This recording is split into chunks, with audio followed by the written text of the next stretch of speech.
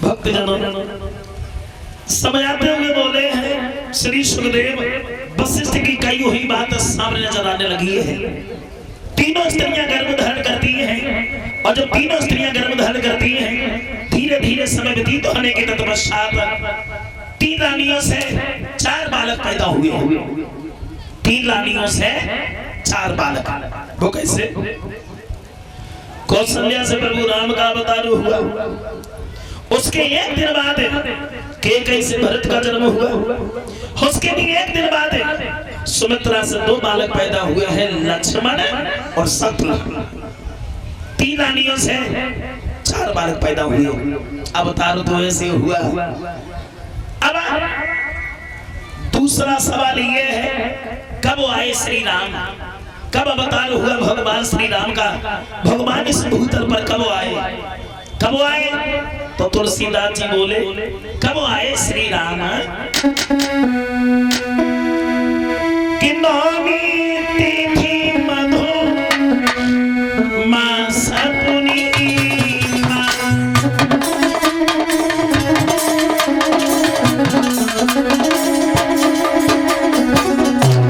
कब अवतार हुआ भगवान श्री राम का, भगवान इस भूतल पर कब आए? नौमी तिथि मधु मास पुनीता शुक्ल पक्षी अभिजित हरिप्रीता।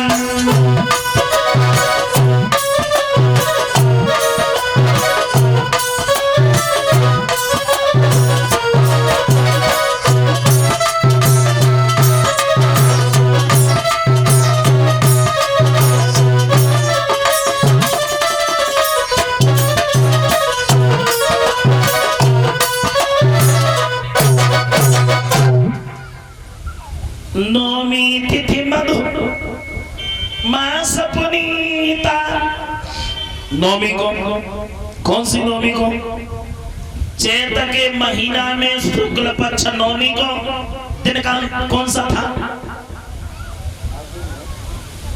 जो आज का दिन है मंगलवार। चैत के महीना में शुक्ल पक्ष नौमी दिन मंगलवार भगवान श्री राम का अवतार हुआ। अब तुलसीदास एक बात और बोले कितने टाइम पर अवतार हुआ भगवान श्री राम का? कितने टाइम पर? 12 बजे हुआ कि 1 बजे हुआ कि 1:30 बजे हुआ कि 2 बजे हुआ? लेकिन भागवत श्रोताओ तुलसीदास घड़ी का टाइम नहीं बता पाए कि 12 बजे हुआ कि 1 बजे हुआ कि 1:30 बजे हुआ, क्योंकि पहले घड़ी चलती नहीं थी। लेकिन फिर भी तुलसीदास जी बोले कितने टाइम पर अवतार हुआ भगवान श्री राम का, कितने टाइम पर? तो तुलसीदास जी बोले समझाते हुए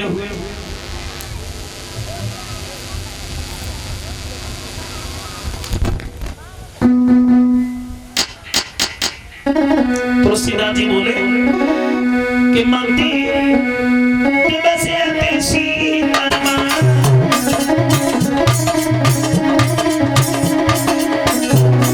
तुलसीदास जी बोले मंदिर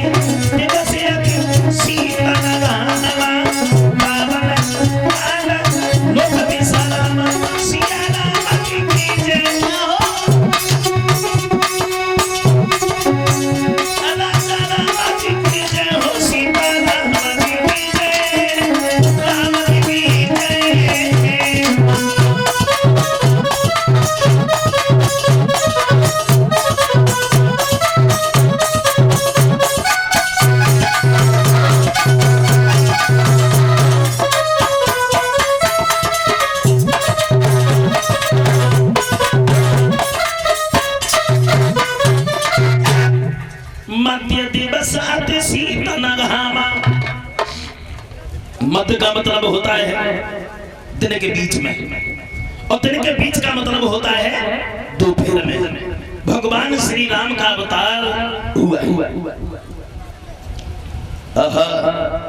जब भगवान श्री राम का अवतार हुआ तो दशरथ बड़े प्रसन्न है।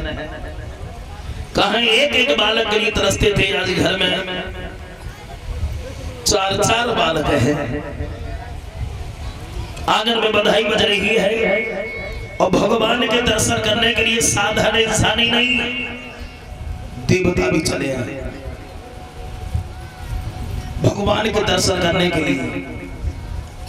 अयोध्या के नर नारी बड़े प्रसन्न हैं, गीत गब रहे हैं दशरथ के यहाँ, बधाई बज रही है।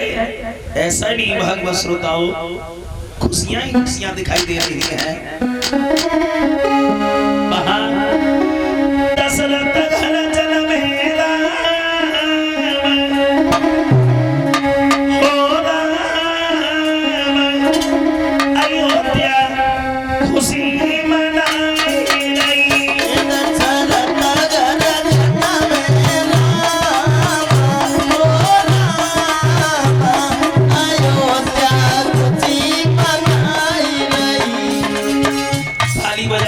गुनगुनाते हुए बोल लेते हैं। हाँ, ताली बजाते हुए बड़े प्रेम से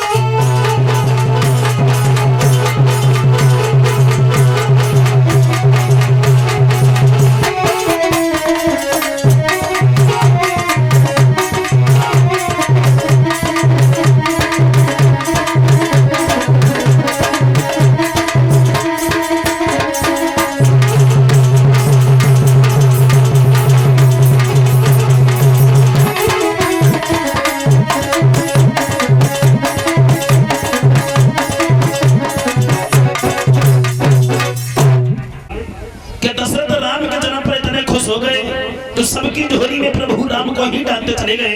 भगवान को लिया सबने, लेकिन अपने पास किसी ने नहीं रखा।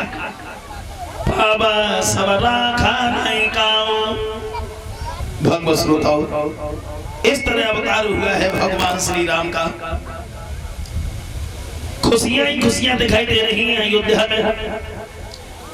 अब आइए, तीसरा सवाल ये है कि क्यों आए श्री राम, भगवान इस भूतल पर क्यों आए? तो इसके एक नहीं अनेकों प्रमाण मिले हैं कि भगवान इस भूतल पर क्यों आए।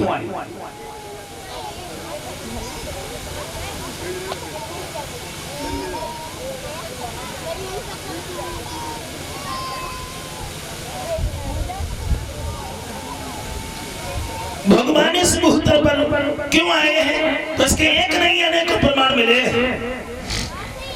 फिर तुलसीदास जी बोले हैं कि भगवान को तो आना ही था। भगवान को क्यों आना था?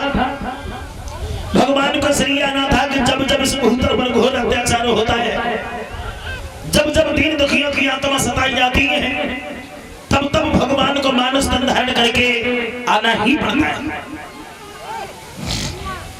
तुलसीदास जी बोले हैं क्यों आए श्री राम? तो बोले कि जब जब हरे धर्म की हानि,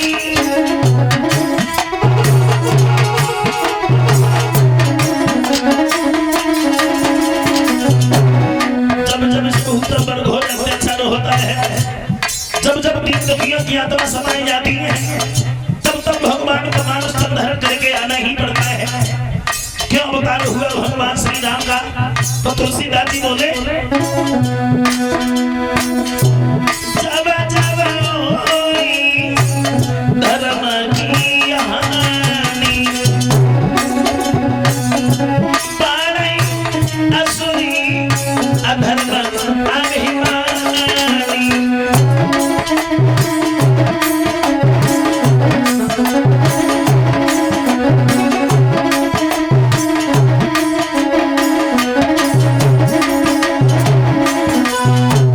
जब जब होई धर्म की हानि, हर बाणहि असुरी अधर्म अभिमानी, तब तब धरि प्रभु विविधि शरीरा, और हरे कृपा निधि सज्जन पीरा।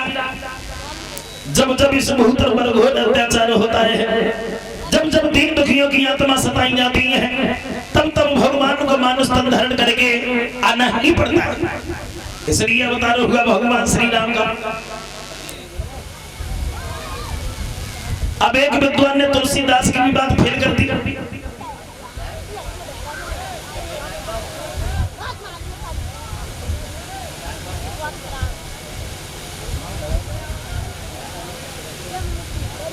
एक विद्वान ने तुलसीदास की भी बात फेल कर दी।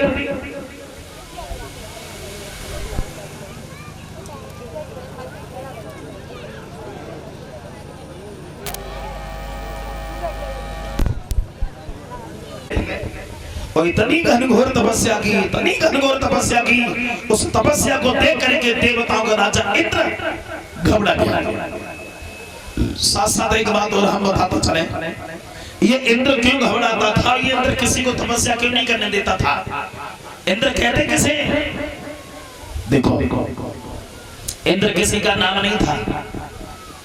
इंद्र का नाम भी इंद्र नहीं था। इंद्र का नाम था मलद्रव। इंद्र नाम की पदवी थी। पदवी जैसे हर के आजकल पदवी है प्रधानमंत्री की, मुख्यमंत्री की, एमएलए, एमपी, तो इंद्र नाम की पदवी थी।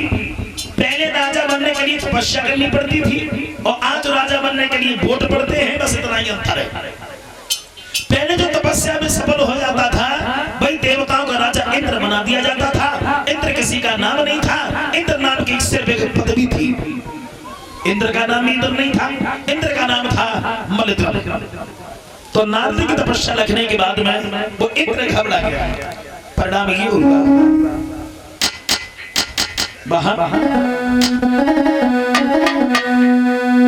नारद की अटल तपस्या लखी, राज है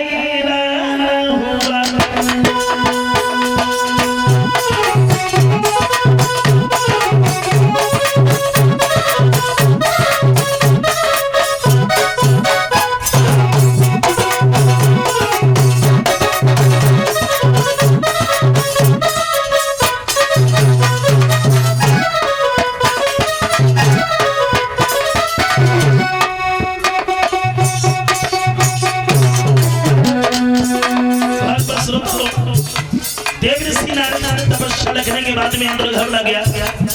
इंद्र सोचने लगा मालूम पड़ता है कि नारद हमारा सिंहासन छीनना चाहते हैं, लेकिन हम नारद को तपस्या में सफल नहीं होने देंगे।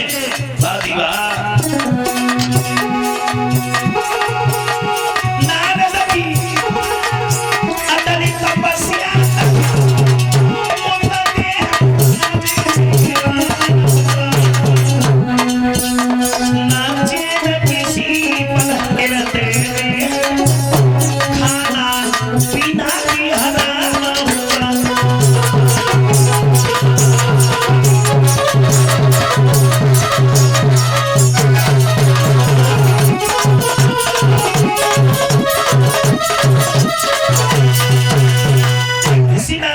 लगने के बाद में इंद्र घबरा गया।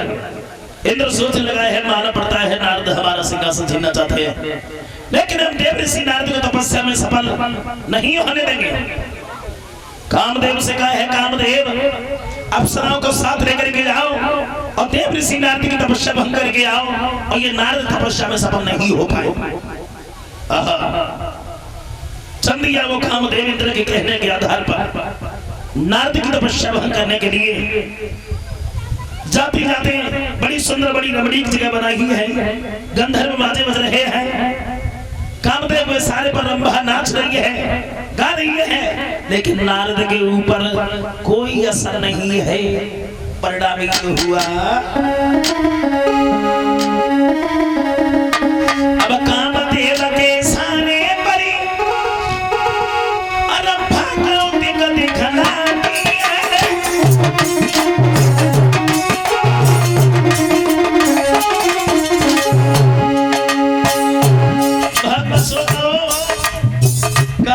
सारे पर रंभा नाच रही है, गा रही है, लेकिन नारद के ऊपर कोई असर नहीं है।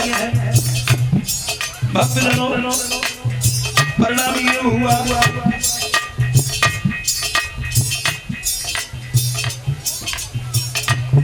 कामदेव के सारे पर रंभा नाच रही है, गा रही है,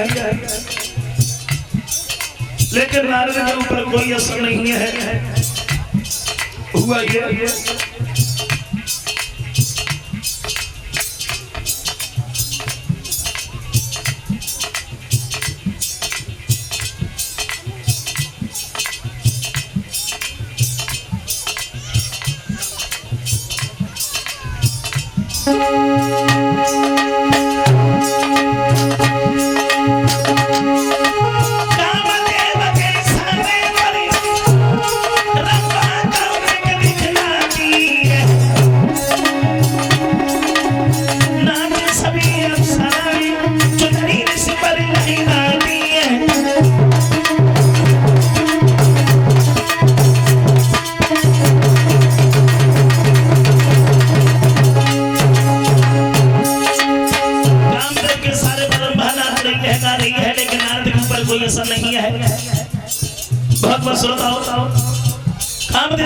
छोटी तकी ताकत लगा रहे हैं, लेकिन नारद आंखें नहीं खोल रहे।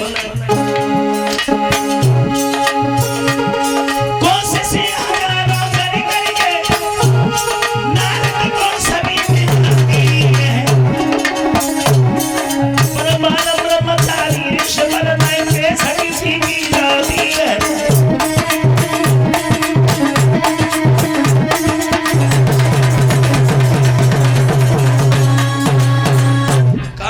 सारी परंपरा नाच रही है, गा रही है, लेकिन नारद के ऊपर कोई असर नहीं है। कामदेव जो है एड़ी से छोटी तक की ताकत लगा रहे हैं, लेकिन देव ऋषि नारद आंखें नहीं खोल रहे हैं। बहुत देर हो गई, और जब बहुत देर हो गई कामदेव की कोई पेश नहीं गई, तो नारद की आंखें खुलवाने अंत में हार करके कामदेव बैठ गया। और जब हार करके कामदेव बैठ गया, थोड़ी देर बाद जब देव ऋषि नारद की आंखें खुली, और जब आंखें खुली तो परिणाम ये हुआ कामदेव भाग करके नारद के सामने पहुंच गया। दोनों हाथ जोड़े हैं नारद, क्रोध में आकर के तुम हमें श्राप मत दे देना, हम तो इंद्र के भेजे हुए आए हैं, और आज हम समझ गए कि तुम्हारे जैसा साधु इस दुनिया में नहीं है। हमने एड़ी से छोटी तक की ताकत लगा दी, फिर भी तुम्हारी आंखें नहीं खुलवा पाया, आंखें नहीं खुलवा पाया। नारद बोले हैं कामदेव, जो तुम्हारा काम था वो वही तुमने किया, हमें इससे कोई मतलब नहीं है। हमें से कोई मतलब नहीं है, तुम जाओ। अब कामदेव वहां से चलाया, इंद्र के पास आकर के बहुत प्रशंसा की, कहा महाराज कहो, हमने महात्मा तो बहुत देखे लेकिन नारद जैसा महात्मा हमने आज तक नहीं देखा। मतलब ये हमने एक से चोटी तक की ताकत लगा दी, फिर भी नारद की आंखें नहीं खुलवा पाया। उधर कामदेव ने प्रशंसा की है और इधर देव ऋषि नारद को अपने ऊपर घमंड हो गया। घमंड, आहा, मैंने उस दिन भी बताया था आप लोगों को कि घमंड किसी चीज का करना ही नहीं चाहिए।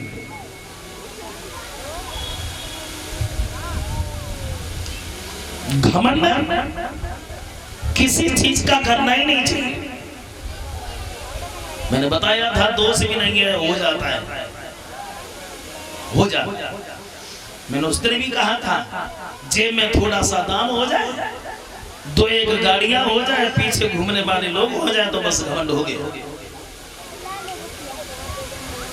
लेकिन भगवत श्रोताओ, घमंड ही, एक बात का ध्यान रखना, घमंड ही इंसान को पतन की ओर खींच ले जाता है। घमंड ही इंसान को पतन की ओर खींच ले जाता है और घमंडी का सिर हमेशा नीचा लेता है।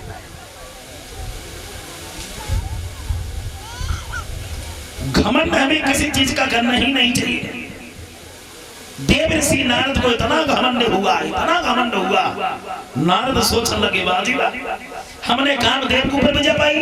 अरे कामदेव ने एड़ी से चोटी तक की ताकत लगा दी, फिर भी मेरी आंखें नहीं खुलवा पाया। और कैसे खुलवा लेता? आखिर को बाल ब्रह्मचारी है देव ऋषि नारद। घमंड में भूले हुए नारद चल दिए हैं कैलाश पर्वत की ओर, भोले बाबा के पास में। और जैसी भोले बाबा के पास में नारद पहुंचे, भोले बाबा बोले हैं आइए नारद बैठो। कौन है? नारद बोले हैं भोले बाबा तुमने सुना नहीं हमारे बारे में? तुम्हारे बारे में? हाँ हमारे बारे में। बच्चा बच्चा हमारी प्रशंसा करता है। लोग जब संध्या को भोजन करते हैं हमारा नाम लेकर के, सुबह जब जाते हैं तो हमारा नाम लेकर के, क्योंकि मैंने कामदेव को ऊपर विजय पाई है और कामदेव ने एड़ी से चोटी तक की ताकत लगा दी, फिर भी मेरी आंखें नहीं खुलवा पाया। और कैसे खुलवा लेता? आखिर को बाल ब्रह्मचारी है देव ऋषि नारद। भोले बाबा बोले हैं नारद तुमने काम तो अच्छा किया है, लेकिन एक बात का ध्यान रखना, ये घमंड भरी बात तुमने हमसे तो कह दी नारद, लेकिन ये घमंड भरी बात भगवान से मत कहना, नहीं तो नतीजा बहुत गलत हो जाएगा। नारद बोले क्यों नहीं कहेंगे? क्यों नहीं कहेंगे? हमने कोई चोरी की है, कोई डकैती डाली है? अरे तुम और उनसे भी कहेंगे, क्या बिगाड़ेंगे हमारा? और हम आज ही भगवान के पास क्यों जाएंगे? कहाँ भोले बाबा ने मना किया, लेकिन नारद ने कोई ध्यान नहीं दिया। घमंड में इतना भूल गए जो नारद खुद अपने आप को भी भूल गए। बारे बाबा चल दिए देव ऋषि नारद भगवान के पास की ओर।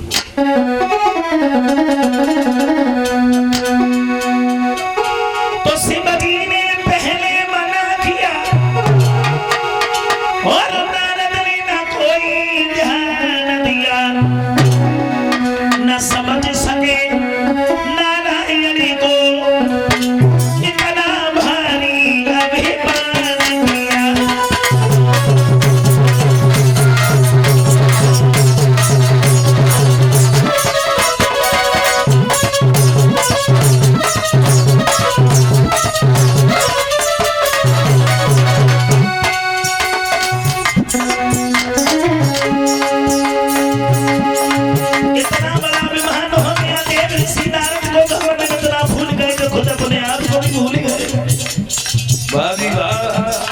देव ऋषि नारद भगवान के पास की ओर चल दिए। भोले बाबा ने मना किया, लेकिन नारद घमंड में इतना भूल गए जो अपने आप को भी भूल गए।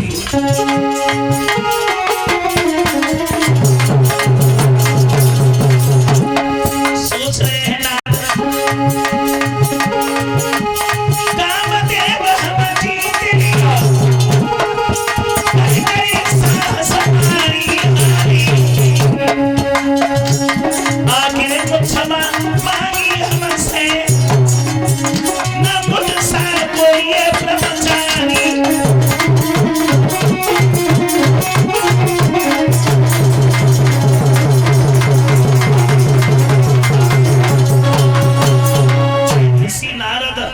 घमंड में तना भूल गए जो खुद अपने आप को भी भूल गए।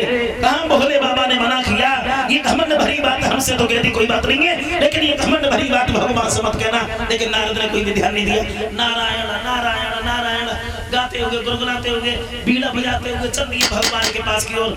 आशा करेंगे आप लोग भी बोल ले ताली बजा करके। देव ऋषि नारद जा रहे हैं और बोले श्रीमन नारायण नारायण हरि हरि